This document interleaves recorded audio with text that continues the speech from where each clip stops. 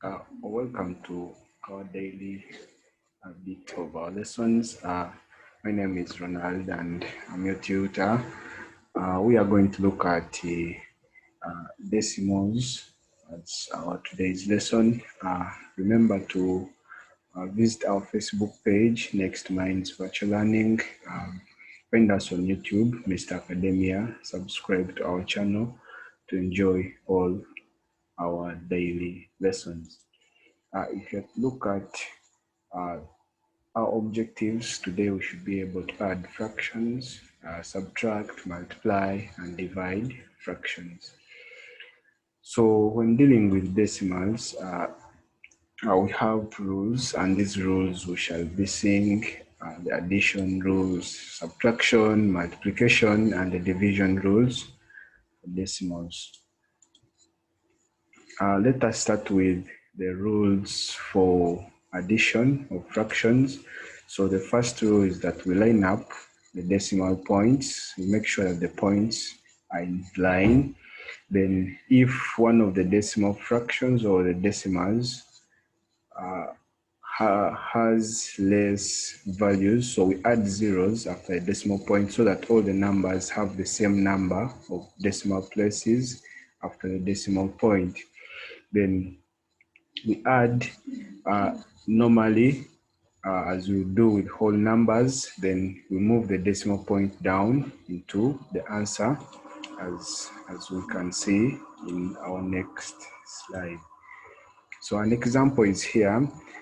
We are adding 1.38 with 2.4. So we make sure that we line them up such that the decimal points here, as you can see, they are in line. Then since 2.4 is less by one place value, so we add the zero here. So in the next step, you can see we are adding the zero here to make sure that the numbers that we are adding have the same number of place values.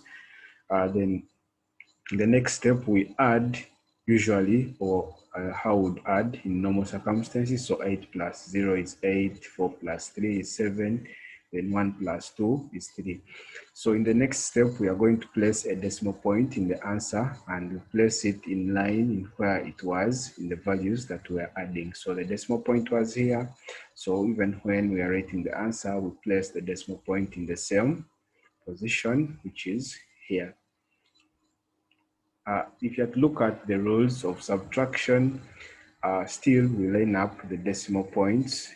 I will make sure they are in line. We also add zero if one of the decimal numbers has less place values or less places after a decimal. Then we subtract as we do with whole numbers, and we also move the decimal point down into the answer, as we shall see in our next slide. So when we are subtracting, first of all, we are subtracting 65.3. We are subtracting off 42.45. So we first arrange them such that the decimal points here are in line, as you can see how they are arranged. Then in the next step, we are going to add a zero here to make sure that the places are the same after the decimal point. So this one has 2 places after the decimal point, even this has 2 places after the decimal point. Then we subtract as we would do with other whole numbers. So we shall borrow a 1 from here, and here remains 2. So this becomes 10. 10 minus 5 is 5.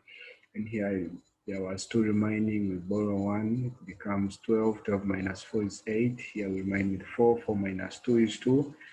We subtract as you do with other whole numbers. Then in the final answer, the decimal point maintains its position, so we are going to place the decimal point in the same position where it was, and the answer is 22.85.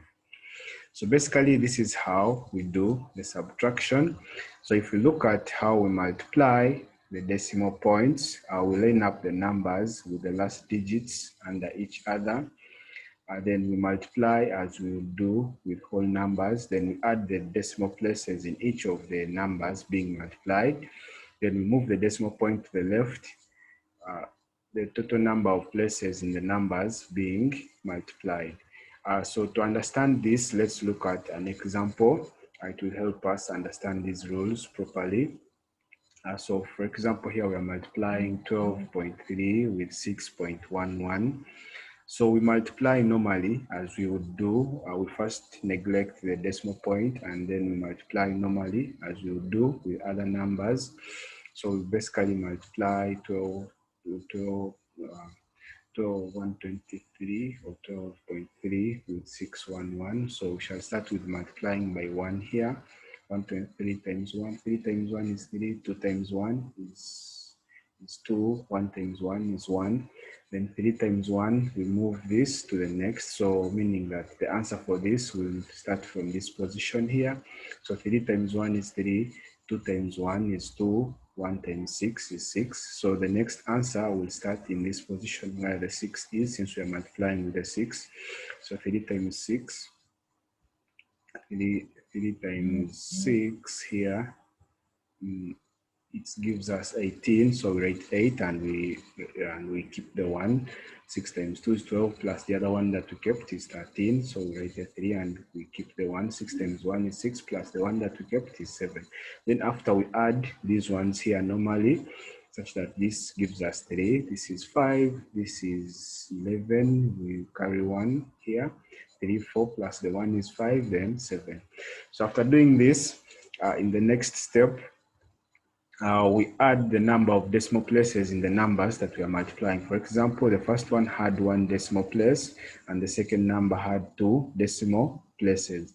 So this means that the number of decimal places in the first is 1, these are 2, so there are 3 decimal places which should be left in our answer. Because this is 1 plus 2, there are 3 decimal places. So in our answer, we leave 3 decimal places. So meaning that starting from the right here, we move backwards and we make sure we leave 3 decimal places such that our answer is 75.153. So this is how we add the decimals. Sorry, this is how we multiply the decimals and how we determine the number of decimal places to leave in our answer. If you look at the hint on these rules, basically you check your answer using just whole numbers to make sure your answer is reasonable and the decimal point is in the correct place. So always make sure that the answer is checked to make sure that the decimal point is in the correct position. Okay, so we look at the rules of division. So when dividing decimals, we always move the decimal point in the divisor. That is, the divisor is always the number that is outside the box to the right to make it a whole number.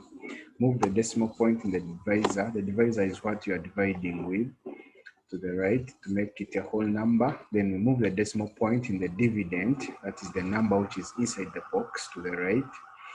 The same number of decimal places. So meaning that we always have to do this simultaneously such that we don't end up making mistakes. Then we divide as we would do with other whole numbers, and then we move the decimal point into the quotient directly above the decimal point you moved in the dividend. So let's look at an example here. So the first part is remove the decimal point in the divisor to the number outside the box. That is the number outside the box to the right to make it a whole number. So for example, we are dividing 1.6 with 5.76. So we are going to move this decimal point here to make this 16. And then on 5.76, we shall move the decimal point in front to make this 57.6, as you can see here. So this became a 16 and this became a 57.6. So in the next step, we will divide as we would do with other whole numbers. So meaning that we are going to divide the same way we would do with other whole numbers. So when dividing, we ignore the decimal point. So meaning that we shall just divide 576 with 16, we divide normally, and we end up getting our answer as 36. So then next is that we move the decimal point into the quotient. That is the answer, the 36 that was up here. Directly above the decimal point, you moved in the dividend. So meaning that if we moved one place in front in the dividend. We are also going to put the decimal point after one place in the answer. That is, we move backwards the decimal point one step, which we had moved in the dividend and in the divisor. So that is how we do the multiplication of decimals. So this is another example. We are having 8 divided by 6. So this is the 8. This is 1.6. Sorry, not 6. So we shall move this in front here, such that we also move this. And it becomes 80. So you can see. So this moves here and this will move here, such that this becomes 80 divided by 16, and the answer is here we get 5, which equals 5. Then the next is we are supposed to place the decimal point. So these are other examples which you can look at, and you see basically what you get from here. Yeah, and this is the last hint. So otherwise, thank you for attending with us. Remember to subscribe to our channel to enjoy all our lessons. The next minds, Mr. Academia, like also. Thank you.